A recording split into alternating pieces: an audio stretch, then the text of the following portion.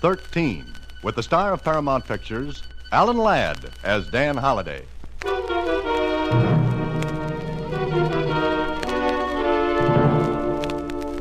Dear Mr. Box 13, care of newspaper Star Times, I am Nick Nerekios. For 20 years I own a restaurant and there is no trouble, and that is good. Now I got trouble and that is bad. One day I look through paper, I see Box 13, that you go any place, do anything you want adventure. All right, Mr. Box 13, you come to Nick's place, 2129 10th Street. You have no trouble finding because it is only Nick's place.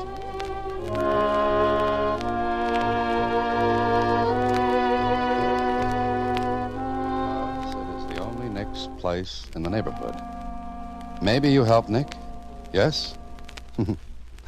Maybe I help Nick, sure. At first I was laughing, and later I was laughing. But I was laughing with tears in my eyes.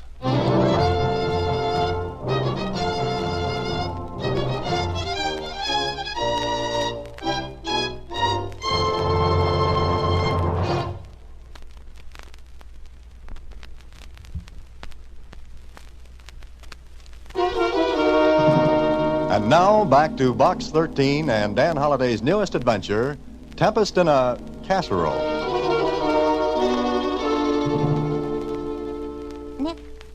What's his last name, Mr. Holliday? Nerekios. Oh. Doesn't seem like anything interesting could come of it, does it, Susie? Well, I think you ought to go and see him. Why? I've had better letters than this, and you've thrown cold water on them. His place is on 10th Street. Keep going, Susie. What's your point? Well, I thought you could do me a favor at the same time. Uh-huh. What? Look. What's that? I ordered an earthenware pot from Caldwell's department store on 10th Street, and look what they sent me. It's cute. A little merry-go-round. A toy. I know, but it isn't what I asked for. What did you ask for? I told them to send me a carousel. You got it. I didn't. I got this. If you ordered a carousel, you...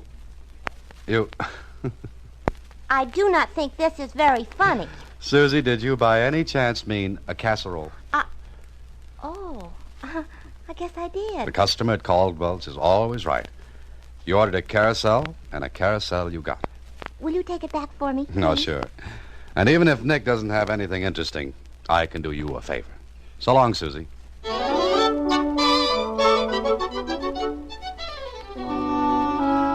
A half hour later, I was in Nick's place on 10th Street. A clean, neat restaurant that seemed to be doing a wonderful business.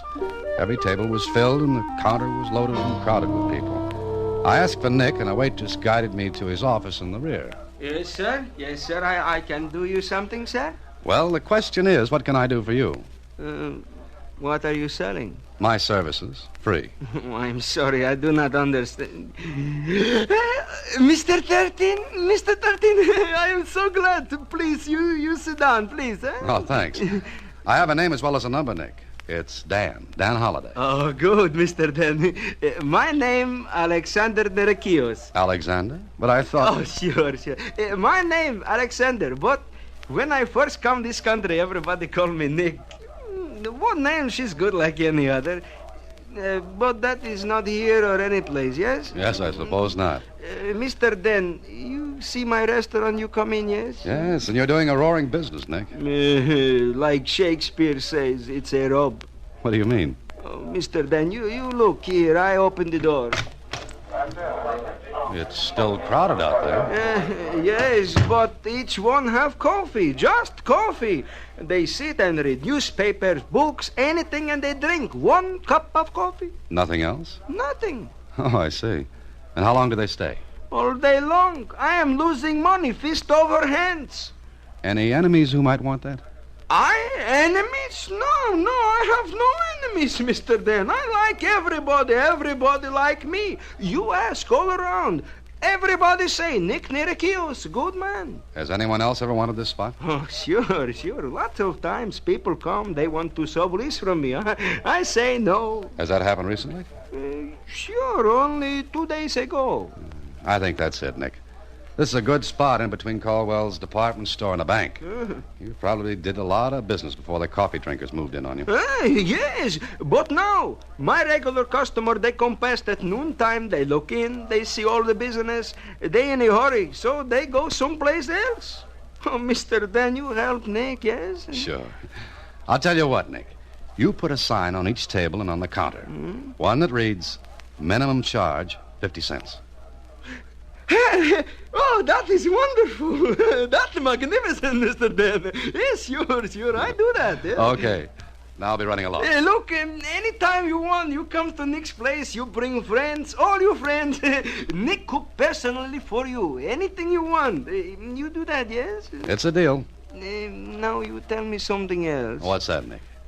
Why you do this? Why you put that ad in the paper? Well, I write stories, Nick, and sometimes a letter leads me to a good one. You don't take money? No. How you live? By my stories. When I haven't got writer's cramp. Well, I've got to be going, Nick. Meanwhile, don't forget the signs on the tables and the counter.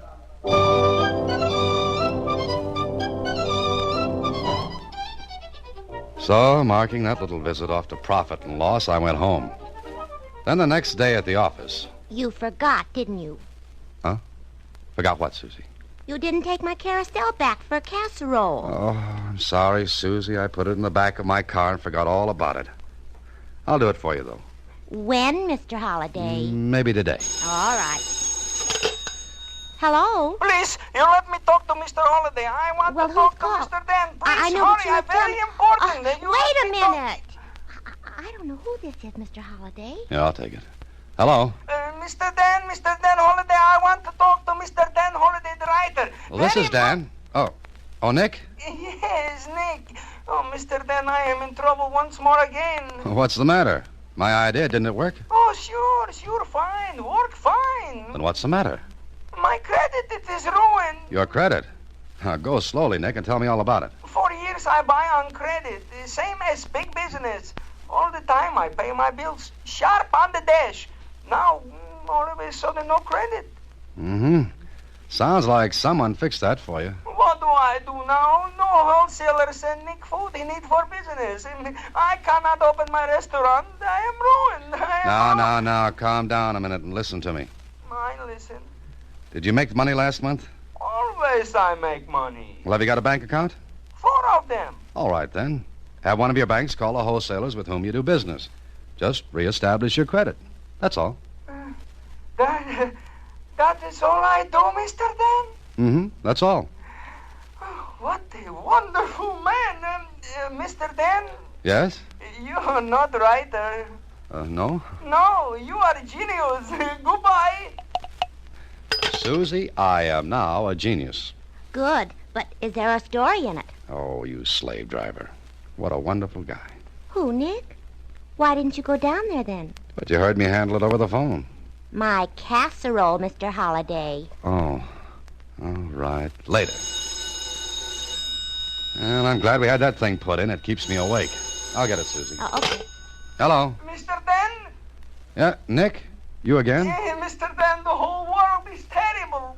Now what's the matter? Nothing like has happened since Adam and Eve. The world is upside down, topsy-topsy. Hold it a minute, Nick. You better start over again. Oh, I will take back the drinkers of coffee. I will pay them to come back, but this is too much. Please, you come to me. Help me, Mr. Dan. All right, Nick, all right. I'll be there in a half hour.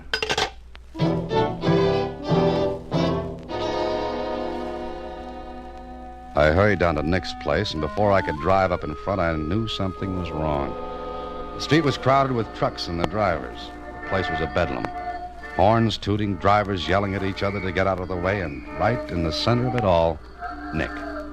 His hair was standing on end, his face was as white as a sheet, and his arms were flying around like a lunatic windmill.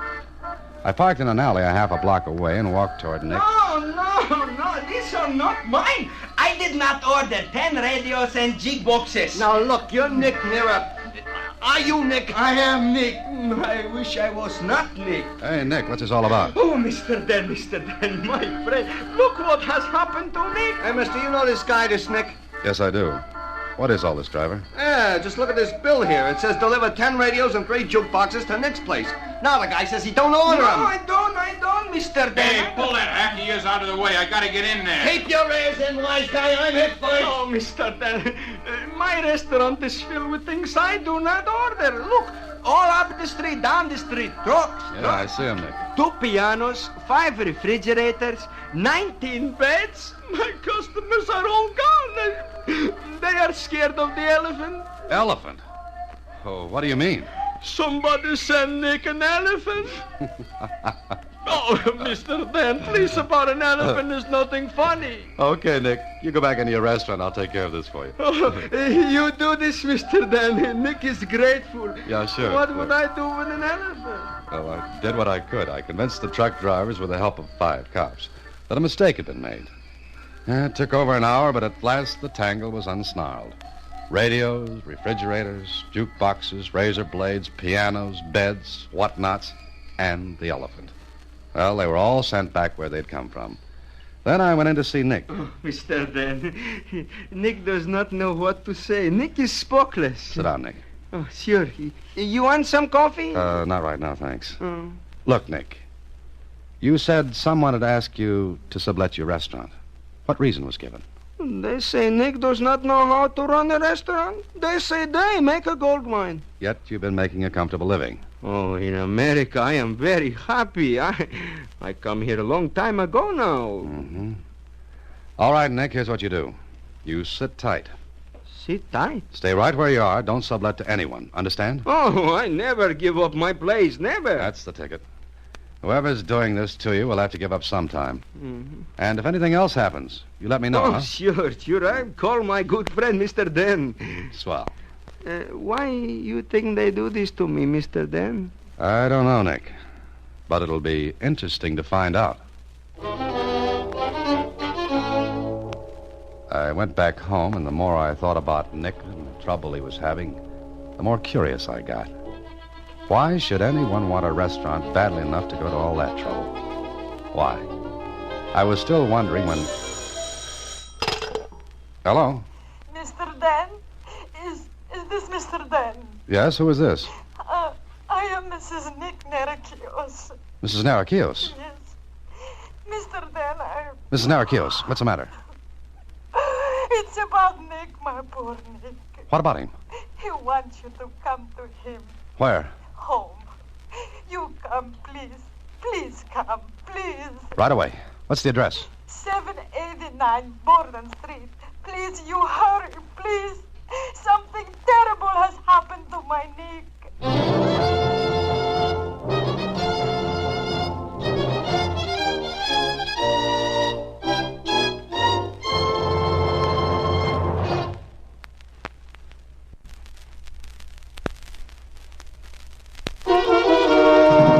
And now back to Tempest in a Casserole, another Box 13 adventure with Ellen Ladd as Dan Holliday.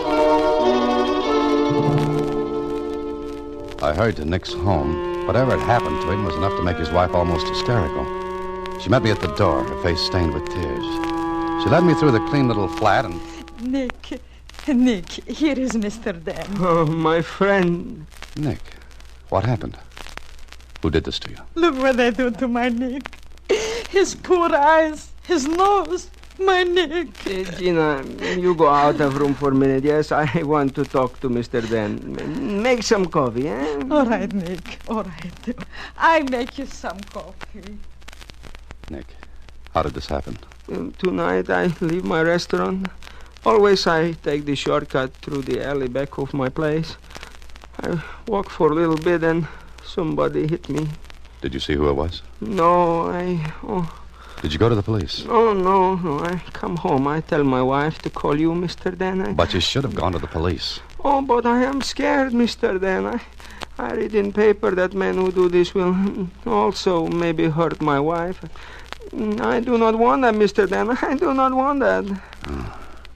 Nick, I want you to sublet your place. Oh, no, I do not do that. I will send my wife away where she will be safe, but no, Nick, stay here, like you say, sit tight. I not give up. You want me to help you, don't you? Oh, Sure. And listen to me and do as I say. Sublet your restaurant. Sublet it and we'll see what happens.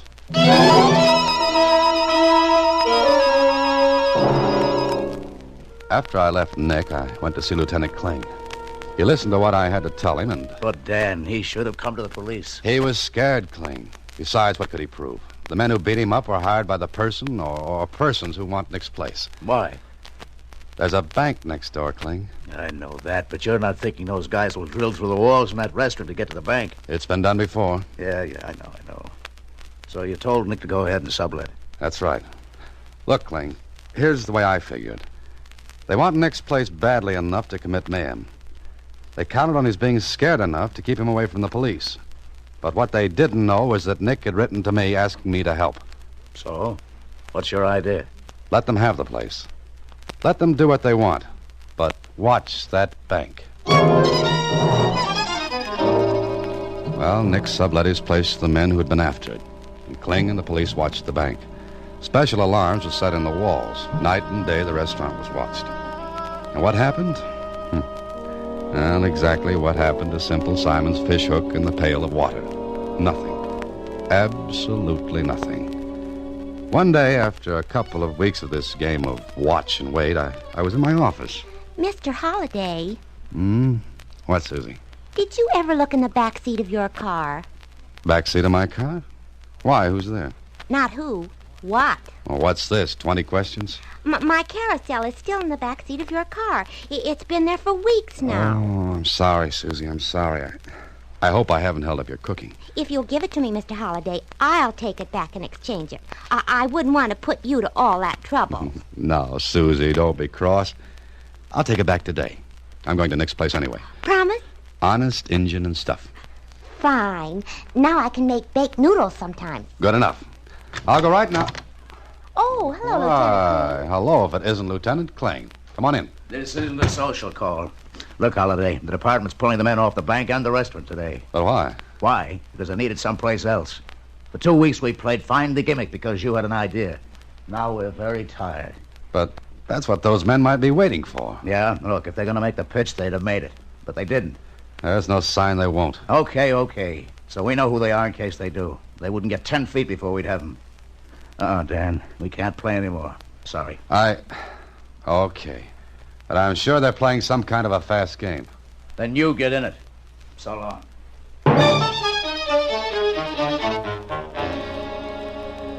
Maybe Kling was right. But then again, maybe I was right. I hadn't been in the restaurant since the last time with Nick. I wanted to keep out of the way in case I'd been spotted then. So I thought I'd drop in before going to the department store. A waiter came up to me. Yeah? What'll it be, mister? Where's your menu? We ain't got any. No menus? Our customers can't read. It's a funny way to run a restaurant. Okay, it's funny, so laugh. Well, what have you got to eat? Hamburgers. And? Onions. Nothing else? Our customers ain't that hungry. Okay, bring me a hamburger. No onions. And a cup of coffee. It'll take a while if you don't want to wait and leave. This was a great restaurant. Not like when Nick had it. I was the only customer, and from the waiter's attitude, the lack of business was understandable. What was going on? As I sat there, I heard a sound that puzzled me. I couldn't figure it. And as best as I could judge, it was coming from the kitchen right in back of me. I just couldn't place that sound, although I knew I'd heard it before, someplace. Then the waiter came back after a 15-minute wait. Here you are, mister. How about the coffee? Be up in a minute. Oh, just a second. You put onions on this. No extra charge. But I don't want onions. This is loaded with them. Okay.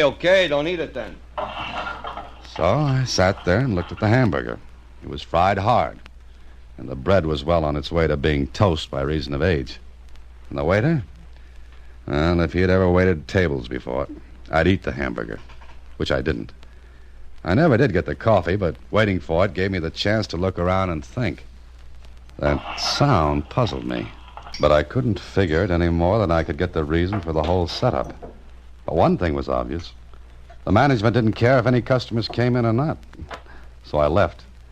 I went next door to Caldwell's department store to exchange Susie's carousel for a casserole. And at the counter, Yes, sir. May I help you?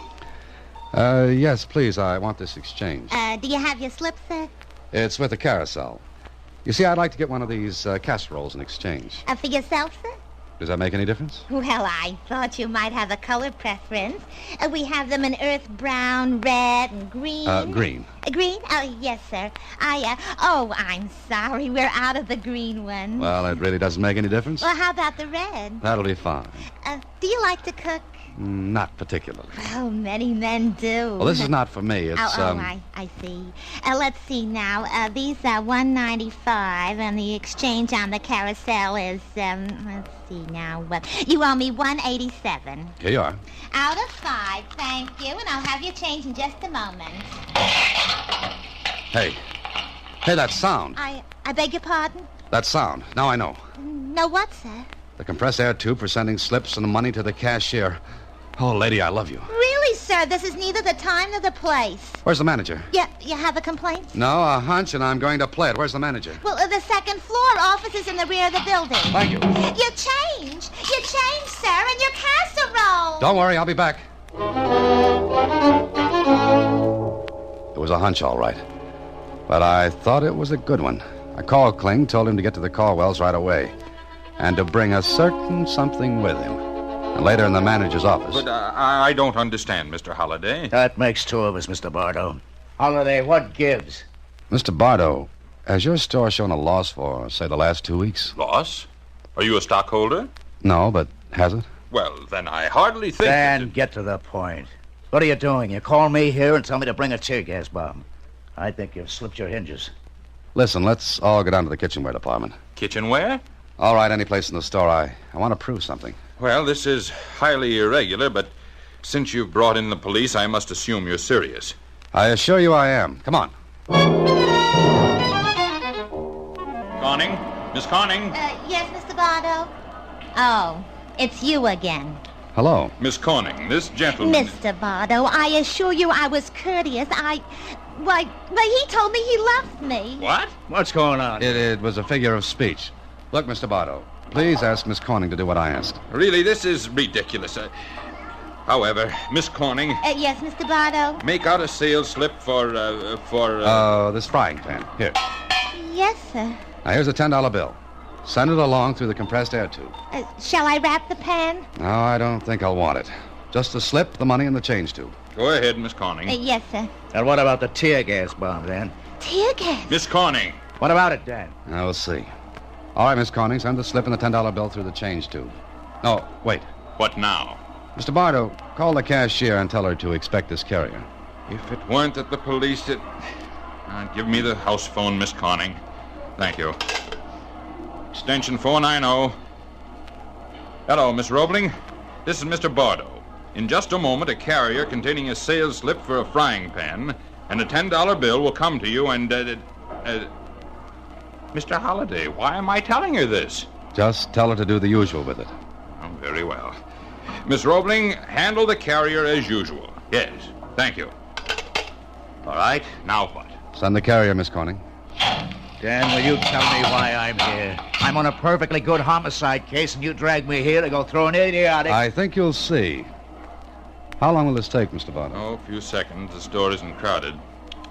Business isn't good today, not at all. Yeah, that goes for me, too. There's a carrier. Open it, Miss Corning. Yes, sir. Oh, the change is here, and your receipt for the frying pan. You sure? Of course, look at it. Dan, you just bought yourself a frying pan. Now you should go home and bang your head with it. Or let me. I don't get it. I thought I had... Oh, excuse me, that's my extension. You thought you what, Dan? Hello? I thought I had a hunch about that. Now, you've taken up a great deal of our time, Mr. Bardo, the cashier phoned. She said she didn't get the carrier. But that's impossible. There's the slip and the change. I knew I had a hunch. Kling, let me have that tear gas bomb. No, I give up. Here. Mr. Holliday, what are you going to do? Give me one of those carriers, Miss Corning. Thanks. Now, we'll put the bomb in the carrier. So. And gimmick it so that when the carrier's opened, the tear gas bomb will do its stuff. Okay. Send it along, Miss Corning. Holiday, you crazy? The cashier opens that, She won't get it. Go ahead, Miss Corning. Send it on. Mr. Bardo, should I?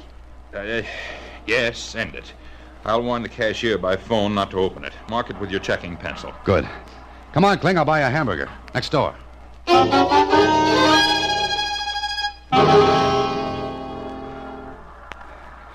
think we made it? Sure. Now just keep an eye on the front door of the hamburger place. Here they come. Grab him, Kling. Grab him. Hey, what's the matter? Ah, the waiter with tears in his eyes. I told you there were too many onions in that hamburger.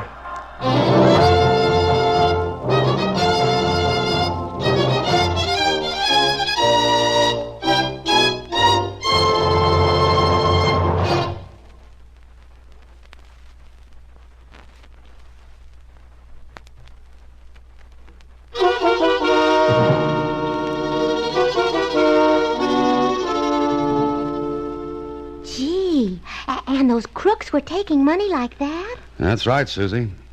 They had tapped into the compressed air tubes which ran through the walls of the department store in Nick's place. Were helping themselves to some nice, easy cash. They must have made a fortune. No, not a fortune, but enough. You see, if they had grabbed every one of the carriers, it would have spoiled the game.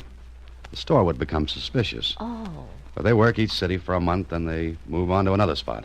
What won't they think of next? Who knows? Now, excuse me. I've got a date at Nick's for dinner. Oh, Mr. Holliday. Hmm? Why'd you get a red one? Red what? Casserole. I like green. So, as long as you're going down that way, will you exchange... Oh, good night, Susie. Next week, same times, Alan Ladd stars as Dan Holliday in Box 13. Box 13 is directed by Richard Sandville, and this week's original story was written by Robert M. Light. Original music is composed and conducted by Rudy Schrager. Part of Susie is played by Sylvia Picker, and that of Lieutenant Kling by Edmund McDonald. Production is supervised by Vern Karstensen. Box 13 is a Mayfair production from Hollywood.